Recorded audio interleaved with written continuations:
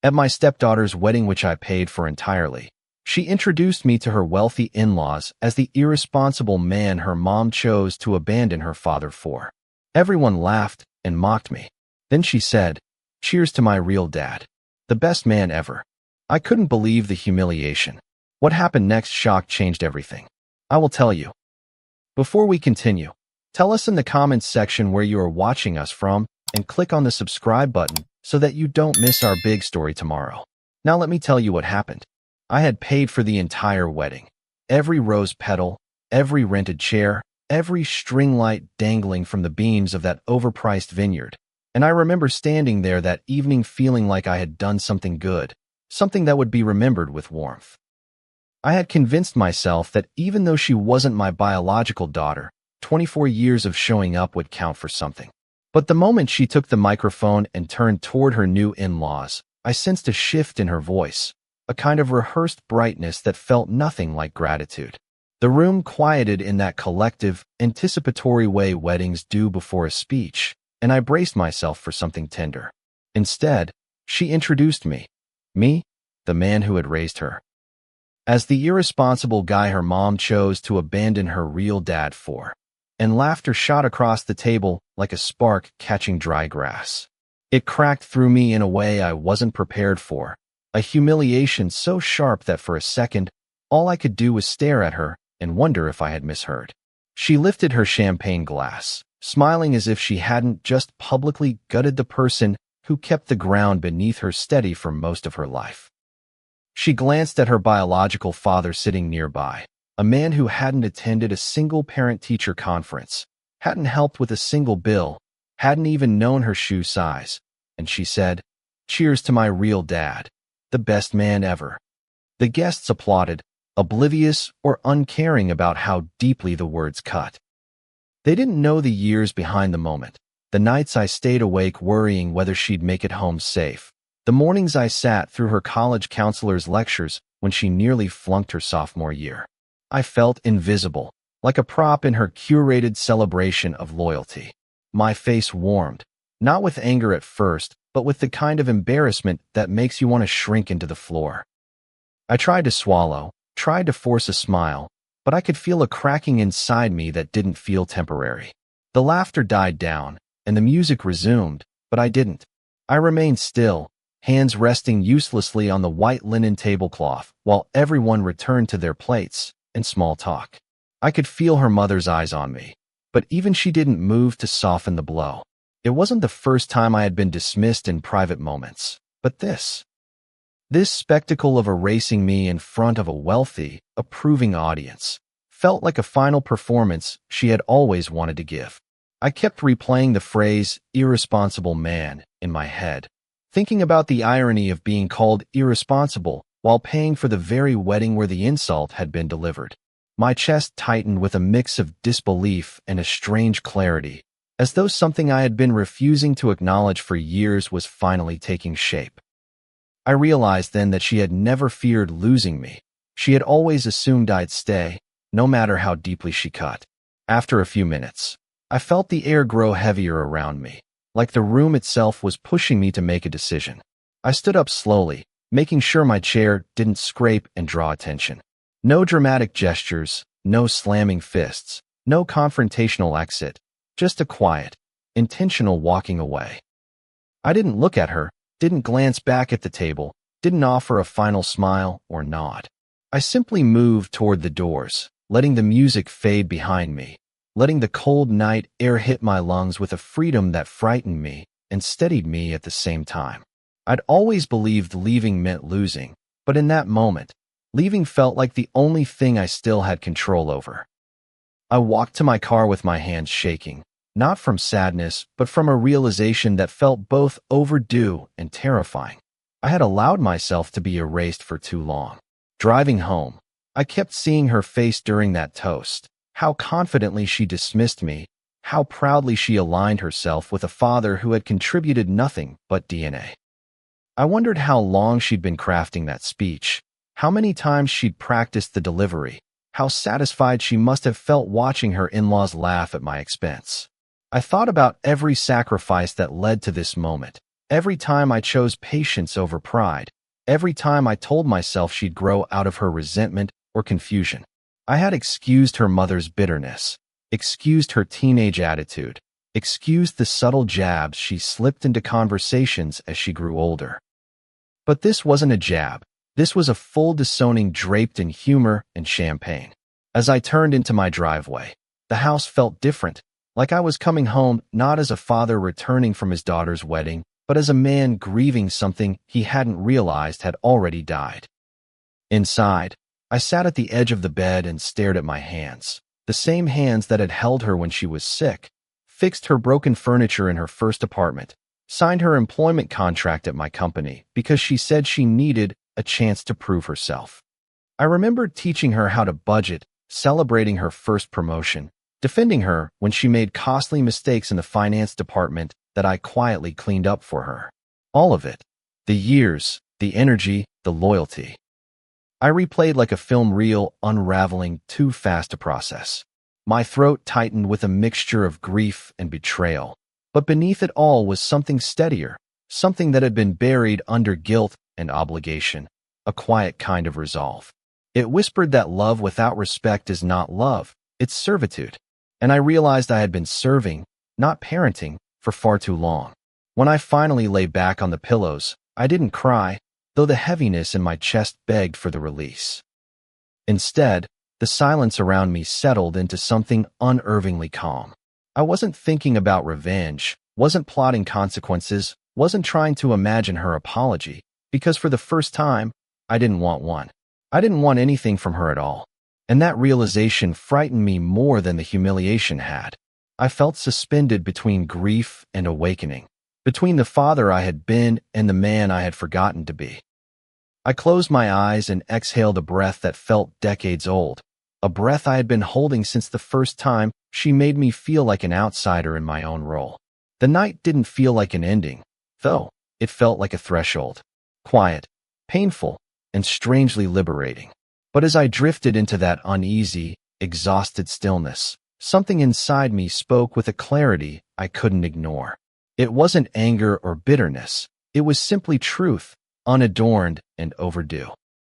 I had left the wedding calmly, without protest, but the silence I walked away with held more weight than any confrontation could have. Because for the first time in 24 years, I wasn't walking back. And she had no idea what that meant. What she didn't know was, silence had always been my warning. I woke the next morning with that hollow ache in my chest, the kind that settles in before your mind fully catches up to your body. For a few seconds, I forgot where the heaviness came from, and then the memory of the wedding toast hit me like a delayed blow. I sat on the edge of the bed staring at the sunlight that had slipped through the blinds, thinking about how strange it was that a single sentence could rewrite 24 years of my life. I had always believed that consistency mattered more than biology, that being present meant more than sharing DNA, and for most of those years, I thought she believed that too. As the house remained quiet around me, I felt every sacrifice I had ever made rising in my memory, not dramatically, not painfully at first, but with a slow, aching clarity that made me realize how much of myself I had poured into a role she never truly acknowledged. I made coffee, though my stomach felt too unsettled to drink it, and as I stood at the counter, the steam rising into my face, I let myself revisit the timeline of our life together. I remembered the first time she called me Dad, not because someone told her to, but because she was scared during a thunderstorm and her mother wasn't home. I remembered how small her hand felt in mine the first day of kindergarten, how she squeezed it so tightly that I joked she'd cut off my circulation. I remembered every school play, every scraped knee, every time she fell asleep on my shoulder during long car rides. And then the memories grew older, more complicated. Her teenage years filled with sharp words and emotional distance. The years she idolized her biological father simply because he was absent enough to be romanticized. Through all of it, I kept showing up, not because I enjoyed being needed, but because she deserved to have someone who didn't give up on her. As I walked through the living room, I paused at the bookshelf where her graduation photo still sat. I picked it up, staring at her smile, bright, hopeful, and unburdened. I remembered standing in the crowd that day, feeling like I had accomplished something with her, for her, as though we had reached a milestone together. I thought about the money I spent on her tuition when she changed majors 3 times, how I stayed up late helping her rewrite essays she had procrastinated on, how she cried to me when she felt lost and overwhelmed. I gave her everything I could, even when I was tired, even when I had to sacrifice my own goals to keep her stable. Yet somehow, in the moment that should have honored years of commitment, she had wiped me out of her narrative with a casual cruelty that revealed what she truly thought of me. That realization settled deeper than the embarrassment. It settled into truth. It was around mid-morning when my friend Marcus called, asking how the wedding went. I didn't know how to answer, so I hesitated, and that was enough for him to sense something was wrong. I told him, slowly, carefully, about the toast. About the laughter, the phrasing, the way she lifted her glass in honor of the man who hadn't raised her. Marcus was silent for a long moment before he finally said, "Man, people reveal themselves when the audience is someone they're trying to impress." His voice was steady, not shocked, just resigned in a way that made me wonder how many people had seen this coming before I did. He reminded me of something he had once said years ago. That being good to someone doesn't guarantee they'll be good back. I had brushed it off then, confident our relationship was stronger than her resentment. But hearing it again, after everything, felt less like advice and more like the truth I had been avoiding. I spent the afternoon on the couch, not out of exhaustion but out of reflection, letting the silence stretch long enough for thoughts I'd buried to surface. I realized how many small slights I had dismissed over the years. How she'd introduce me to friends without mentioning I raised her, how she'd speak about her biological father as though he were a saint, how she'd smile tightly when I offered advice and then retell it as if someone else had given it to her. I had chalked those things up to immaturity or embarrassment or her complicated relationship with her mother. But looking back, they felt like breadcrumbs leading to the wedding, each moment a quiet reminder that I was tolerated, not valued. I had mistaken proximity for connection, effort for appreciation. And now the truth played out in my mind with painful clarity.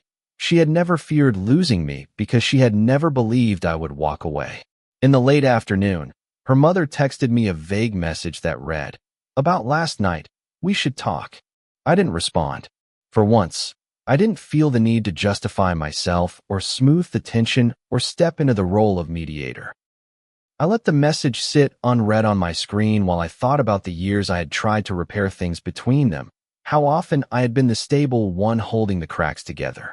I thought about the excuses her mother used to make for her behavior, the way she'd say things like, "She's young," or "She'll appreciate you later," or, "You know she loves you in her own way." But love that needs translation is rarely love at all.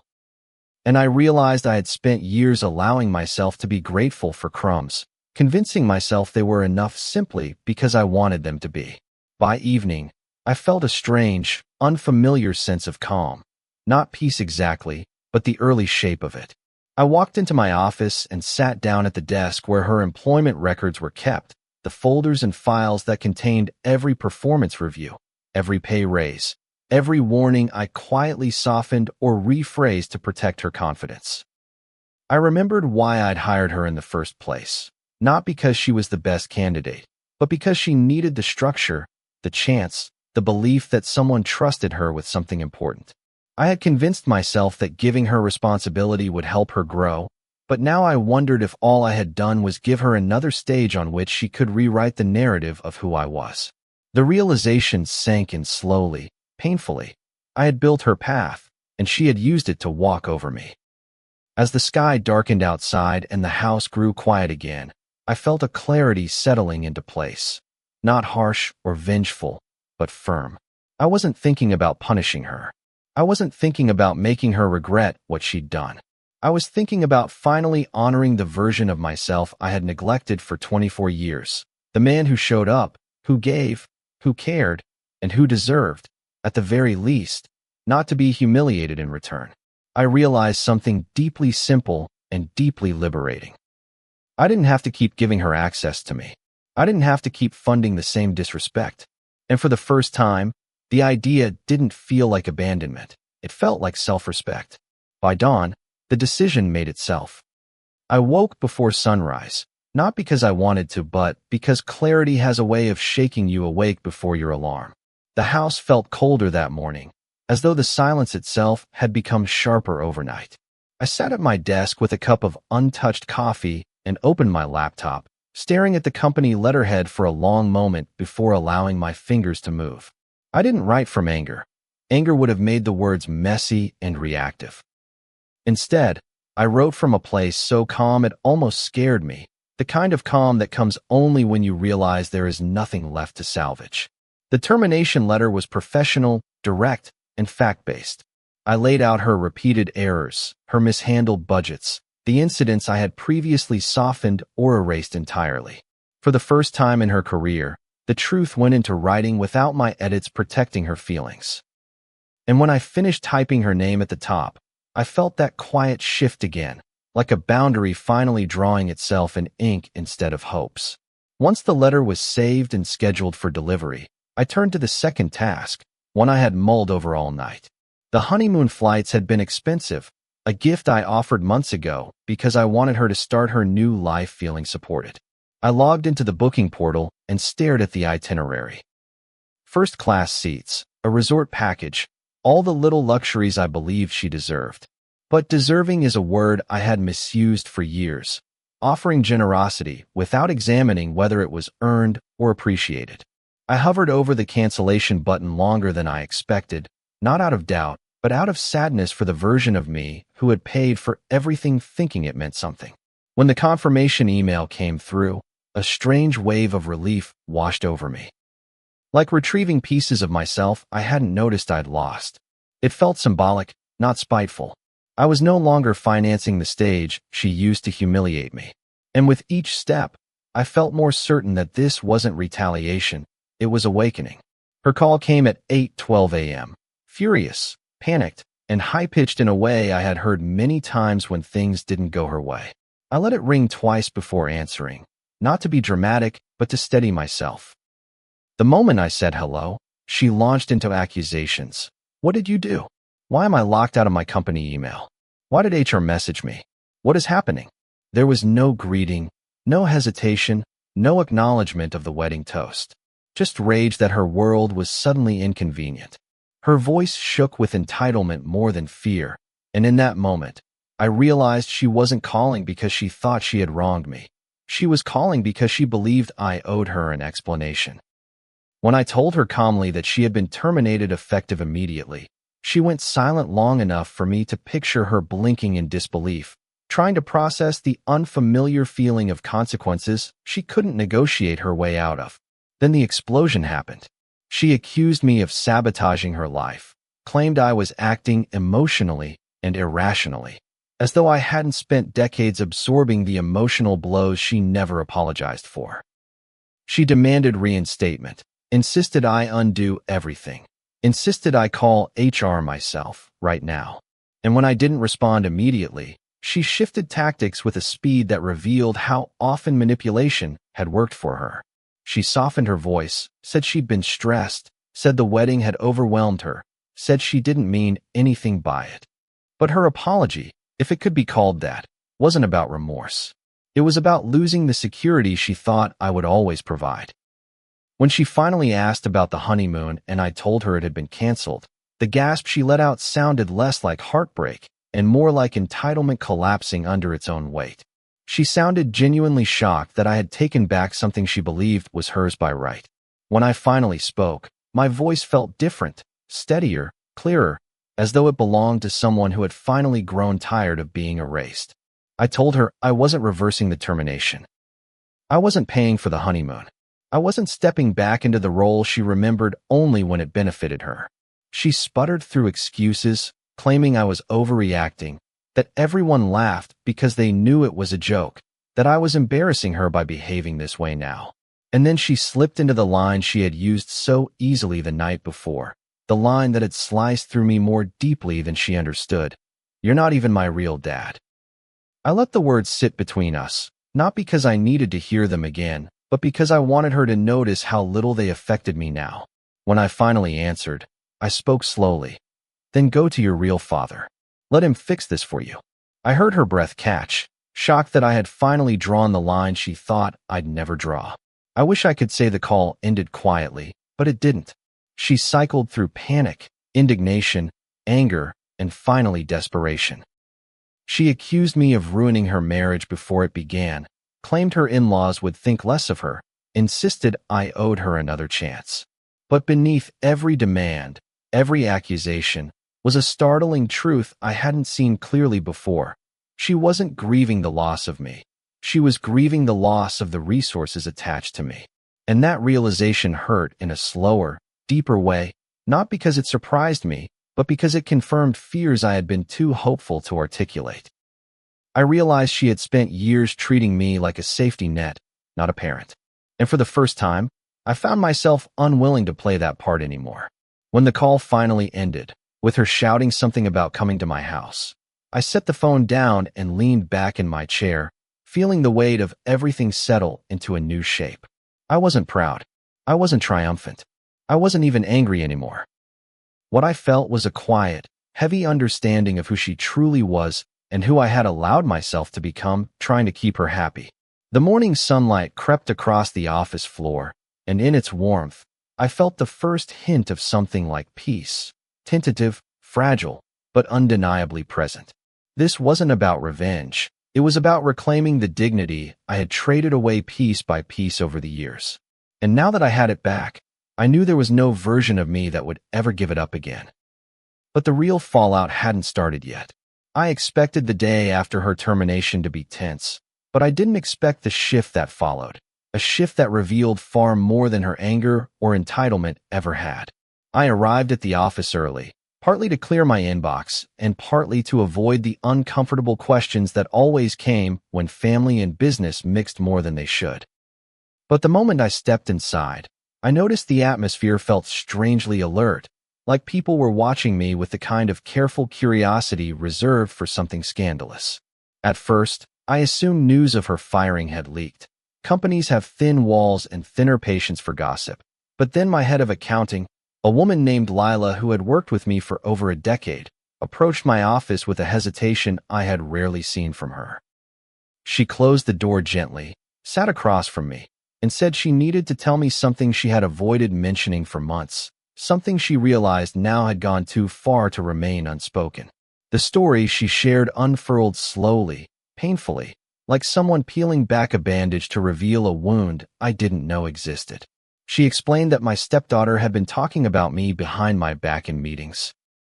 Not typical workplace frustration, but mocking comments about how easy it was to get things past me, how little I supposedly understood about modern finance, how she could fix numbers without me ever noticing.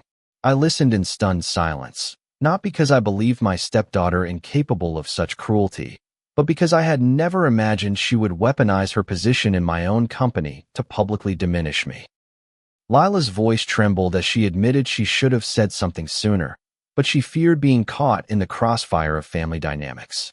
She apologized repeatedly, but I wasn't angry with her. I was angry with myself for giving my stepdaughter a position she had used to rewrite who I was to those who thought they knew me. Before I could fully absorb what Lila told me, there came a soft knock on my office door from Marcus. Yes, the same friend who had spoken with me after the wedding. He held his phone in his hand, his expression a mixture of hesitation and disbelief. He told me one of his cousins had been a bridesmaid in the wedding and that the bridal party group chat had been buzzing for weeks leading up to the event. When he showed me the screenshots, something inside me went numb. In the messages, she bragged about how she planned to milk the wedding budget dry, joked about how she was finally getting something back for all the years she had been stuck with me, and even hinted that humiliating me during the toast would be legendary. Reading her words felt like watching a stranger wearing her face, someone who had not only taken advantage of my kindness, but had strategically prepared to embarrass me as a punchline in her performance. It wasn't impulsive cruelty. It was premeditated. The deeper I scrolled, the more damning the messages became, each one a small fracture in the foundation of what I had believed our relationship was. She told her bridesmaids that I wouldn't have the spine to do anything even if I felt disrespected, that I was too nice or too soft, or worst of all, too desperate to be dad. That line stung in a way I wasn't prepared for. I had never been desperate, not in the sense she implied. But I had wanted to be someone she could rely on. I had wanted to matter. To see that desire twisted into weakness in her eyes felt like the final confirmation that she didn't just underestimate me. She never valued me at all. And as Marcus sat across from me, apologizing for being the bearer of such a revelation, I realized the humiliation at the wedding had been only the surface of something far uglier hiding beneath years of selective kindness and convenience. I stepped away from my desk and walked down the hallway to clear my head, but the universe wasn't done revealing the truth yet. Before I reached the break room, my operations manager, who had attended the wedding as a guest, pulled me aside with a hesitant look. He told me he'd overheard her talking to her new in-laws during the reception, telling them that they had paid for the wedding and that I was merely contributing odd jobs and logistical help. She had erased every financial sacrifice, every late-night planning session, every dollar that had made her dream wedding possible. She had repackaged me as an accessory, a tool, a background character who added convenience, but not value. Hearing that made everything click into place. The laughter, the mocking tone, the bright confidence she displayed during the toast. She had crafted an entire narrative where I was disposable, someone who didn't deserve recognition even in moments I had built for her. By the time I returned to my office, the weight of all the revelations pressed down on me like a slow, suffocating gravity. I replayed every moment from the past 24 years through a new lens. The dismissive comments, the forgotten thank yous, the subtle superiority in her tone when discussing her biological father. It all looked different now, sharper, more intentional. She had always believed she could shape the story however she wanted, that I would remain silent, supportive, invisible. And for years, I had. Not because I lacked courage, but because I thought love meant absorbing the blows and trying again. But now I understood something painful and necessary. Love without boundaries becomes a breeding ground for entitlement. And I had cultivated that soil unknowingly, watering it with patience and funding it with generosity until it grew into something capable of swallowing me whole. Then came the escalation I had been expecting but still wasn't fully prepared for, her mother's involvement. That afternoon, she posted a vague but pointed message online accusing me of lashing out at the family and punishing her daughter for something taken out of context. The comments section filled quickly with sympathy for her, people who knew nothing but assumed everything, and I watched the narrative bend again into something unrecognizable. Her mother had always been skilled at rewriting history, at painting herself, and by extension, her daughter, into the roles of victims battling my supposed rigidity or emotional distance. Seeing her weaponize social media to preserve the image she cared so much about made my stomach twist, not because I feared public opinion, but because I realized just how deeply both of them depended on the illusion that I was the unstable one. But the difference now was that I no longer felt obligated to correct them. As evening approached and the office lights dimmed, I sat alone in my chair and let the silence settle like dust around me. The weight of the day was crushing, but beneath it all was a strange sense of awakening. Everything that had been hidden, whispered, joked about behind my back, it was out now, exposed by people who didn't intend to hurt me but couldn't bear to stay silent anymore. The truth was ugly, but it was clarifying. It showed me that the humiliation at the wedding had been not a momentary lapse in judgment, but the crescendo of a long, silent symphony of disrespect. And as much as it hurt, there was something freeing about finally seeing the entire picture. The truth was uglier than the wedding toast, and far from over. I had thought, naively, that once the truth surfaced, once I saw the group chats, heard the workplace mockery, learned about the lies she'd told her in-laws, the emotional blow would plateau. Pain should have a limit, or at least that's what I believed going into the next day. But families have a way of stretching wounds wider, of pulling apart the seams long after you think they've torn enough. And by the time the weekend approached, I realized the humiliation at the wedding had only been the public opening act of a far more complicated betrayal. I spent most of the morning replaying the events shared with me, not because I wanted to suffer, but because I needed to see the entire picture clearly. It felt like walking through a museum of moments I had lived in real time, but never fully understood. And as I wandered through those memories, I kept returning to the same thought. How easily I had let myself believe I was wanted, when in truth, I had merely been useful. The first escalation happened mid-afternoon when her mother posted another message online, this time less vague, more pointed. She hinted that I had a history of emotional volatility and that her daughter's toast had been taken wildly out of context by someone looking for a fight. Within minutes, the comments multiplied. Friends of hers, distant relatives, acquaintances who wanted to appear morally aligned, all chiming in about how weddings were stressful, how people overreact, how family disagreements shouldn't lead to punitive actions. They didn't know about the years I had spent holding everything together, nor did they care. People gravitate toward the easier narrative, the loudest voice, not the truest one. And her mother had always been gifted at sounding sympathetic while pushing the blame elsewhere. As I read the comments, I felt a familiar heaviness press into my ribs, a reminder of how many times I had tried, quietly and patiently, to compensate for the wreckage her mother left behind, not because I wanted to be a martyr, but because I believed the child at the center deserved stability. By the time evening came, the situation had escalated beyond passive-aggressive posts. One of my cousins messaged me privately after seeing the online chaos, saying she felt compelled to tell me something she had avoided for years. She admitted that my stepdaughter used to confide in her, especially during her teenage years, and that she often spoke about me with a resentment that never matched the reality of how I treated her. Not anger at discipline or rules. Those are normal parent-child clashes. But anger at my existence, at the fact that I was in the position her biological father abandoned. She told me my stepdaughter believed I had taken her dad's place, even though he had vacated it long before I met her mother. Hearing that truth, buried for years, hit me harder than the public humiliation, harder than the group chat screenshots. It reframed everything I thought I knew. She had not resented me recently. She had resented me always. And instead of healing with time, she had refined that resentment into a weapon she could wield when convenient. But the most painful revelation of all came when my cousin hesitated and then admitted something else. My stepdaughter had frequently bragged about me as though I were a resource.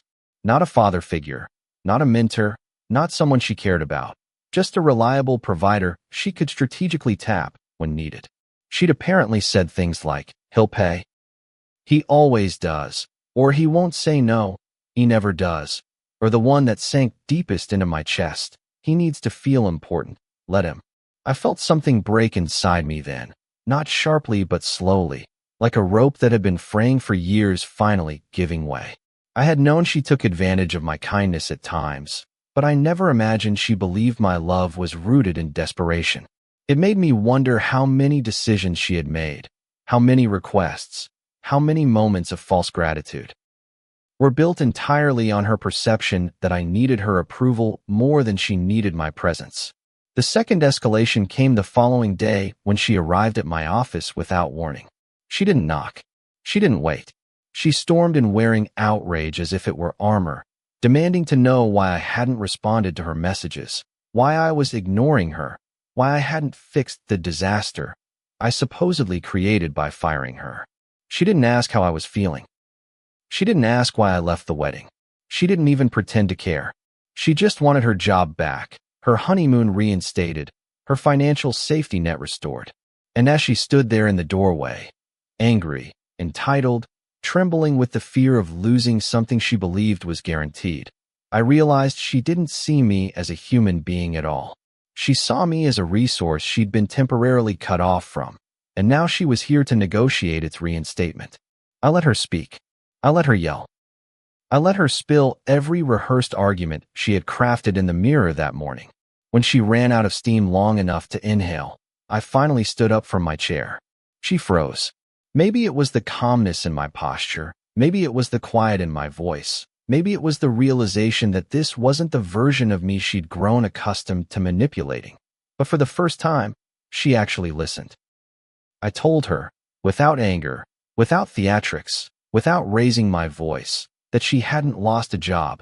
She had lost access to a relationship she had taken for granted her entire life. I told her she had mocked me privately, humiliated me publicly, and then expected me to continue supporting her as though love was a debit card she could swipe indefinitely.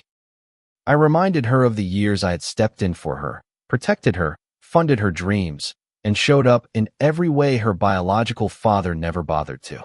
And then I watched her expression shift, first confusion, then disbelief, then a flicker of fear she tried to hide. She tried to argue, but her voice cracked. She said I was being dramatic, that everyone makes mistakes, that I was taking things personally. She tried to soften her tone again, tried that gentle manipulation she had used the morning after the wedding, tried to remind me of moments where we laughed or shared something meaningful. But none of it landed, because for the first time, I wasn't looking at her through the lens of hope.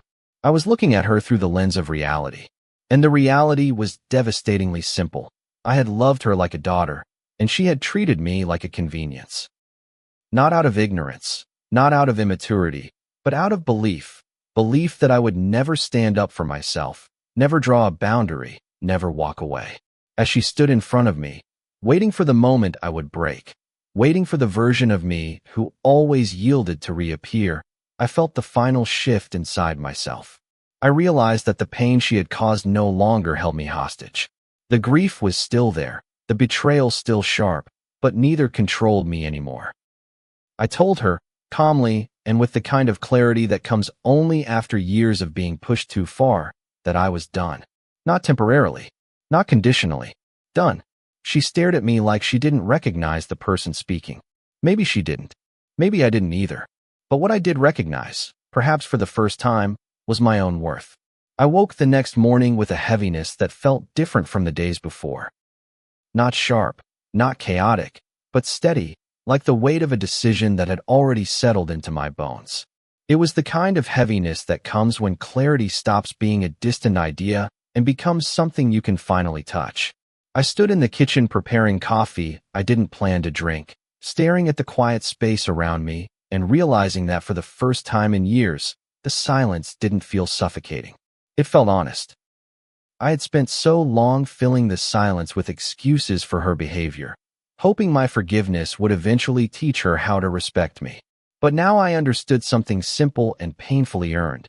You cannot teach someone to value you if they benefit from believing you have no value at all. And as I stood there watching the steam rise from the mug, I felt a calm resolve settle in. Today would not be a day of reconsideration. Today would be a day of closure. The first step, though I didn't relish it, was completing the formal off-boarding process at the company. Termination wasn't just an email. It required revocation of access, updating personnel files, notifying IT, updating payroll. I had delayed finishing those steps out of emotional fatigue more than anything, but now there was no hesitation. I logged into the administrative system and began closing everything tied to her role. It felt surreal seeing her name attached to a position I had given her out of trust, hope, and a belief in her potential. As I unchecked each box, software access, department permissions, financial tools, I felt an unexpected sense of release, as though I was finally reclaiming something I didn't realize she had taken from me, the right to trust my own judgment again. I documented everything meticulously, not out of spite, but out of respect for myself and my company. And when I filed the final HR note, I exhaled deeply, the process closing like a door behind me, not slammed, just firmly and undeniably shut. When I finished, I turned to the last responsibility she had left behind, the apartment I had been paying for. She had always insisted she needed to live independently, but independence had somehow always meant my wallet. I looked over the lease agreement I had signed years ago on her behalf, the one she said she'd take over once things settled, though things had never quite settled enough for her to assume responsibility. I realized I had unintentionally provided her with a structure where she never had to experience the discomfort of accountability. And so, with the same calm I had used to process her termination, I drafted a formal notice to the landlord stating that I would no longer be financially responsible for the unit after the current cycle. I requested that all communication regarding future payments be directed to her directly. The words felt oddly liberating, practical, measured, and final. It was not punishment. It was the overdue return of responsibility to its rightful owner. She came to my house later that afternoon, unannounced again, but this time her energy was different. She wasn't shouting. She wasn't demanding. She looked almost fragile, like someone who had finally realized the ground beneath her had shifted in ways she didn't expect. Her voice trembled when she asked if we could talk, and despite everything, I stepped aside to let her in. She stood in my living room, looking smaller than I remembered. Shoulders curled inward, eyes darting around as if searching for some hint that I had softened overnight. She asked why I was doing this, why I was throwing away everything we had, why I couldn't just forgive and move on like before. And as she spoke, I felt the familiar ache in my chest, the one that comes when someone asks you to ignore your own pain for their comfort. But this time, the ache didn't sway me the way it used to. It only reminded me why I needed to finish what I had started. I told her the truth, not the softened version I had used in the past, not the diplomatic phrasing designed to avoid hurting her feelings. I told her that for years, I had felt invisible in her life unless she needed something. I told her I knew about the jokes at work, the group chat, the lies told at the wedding, the rehearsed humiliation she had delivered without a flicker of hesitation. I told her love doesn't survive by pretending harm didn't happen, and that forgiveness requires genuine remorse, not panic at losing benefits. Her eyes filled with tears then, but they were tears of fear, not understanding. She kept saying she didn't mean it, that it was just a joke, that I was overreacting. The same lines I had heard so many times they no longer held shape or meaning. When I didn't rush to comfort her, she finally fell quiet, and in that silence, I saw the truth settle into her expression. She wasn't losing a job or money. She was losing the version of me who absorbed every blow quietly. For a long moment, we just stood there, each of us confronting a reality neither wanted but both had shaped. When she finally spoke again, her voice was soft, almost childlike. She asked, "So what now?" And the question hung in the air like something suspended and delicate. I answered gently, not with anger, not with triumph, but with a clarity that surprised even me. I told her that what happens next is up to her, not in the sense of repairing what she broke, but in the sense of becoming someone who no longer needs to break others to feel powerful. I told her that I would no longer involve myself in her financial decisions, her living arrangements, or her career. I told her she was free to build her life however she wanted, but I would no longer be the safety net she took for granted. My role as provider, as protector, as the man who always fixed everything, that role was gone. And what remained was simply the boundary I should have drawn years ago. She cried then, not loud sobs, but silent ones, the kind that slip out when someone understands they have lost something they never believed could disappear. She said she didn't know how to move forward without my help, and the honesty in that line was perhaps the truest thing she had said in years. But even that truth didn't change what needed to happen. I reminded her gently that she had a husband now, a life she had chosen, a family she celebrated as her real one. I told her that support must come from the relationships she values, not the ones she diminished publicly. She looked at me like she wanted to argue, but instead she nodded slowly, an acknowledgement that she finally understood the weight of her choices. We said little after that. There was nothing left to explain. She left quietly, and when the door closed behind her, I stood in the stillness and let the moment wash over me. It didn't feel victorious. It didn't feel cruel. It felt necessary. It felt like reclaiming something I had lost so gradually I didn't realize it was gone until the absence felt unbearable. I walked through the living room, the house filled with a silence that finally felt like peace. Earned, painful, but deeply real. And as I sat down in my favorite chair, I knew that whatever happened next in her life, it would unfold without me stepping into the shadows to hold everything together. I wasn't her father when it was convenient. And I wouldn't be her safety net now. If you've ever had to walk away from someone you loved just to protect your peace, share your story in the comments below. And if this story resonated with you, don't forget to like, share, and subscribe for more real stories that cut deep and bring clarity where it hurts most. See you soon in the next story.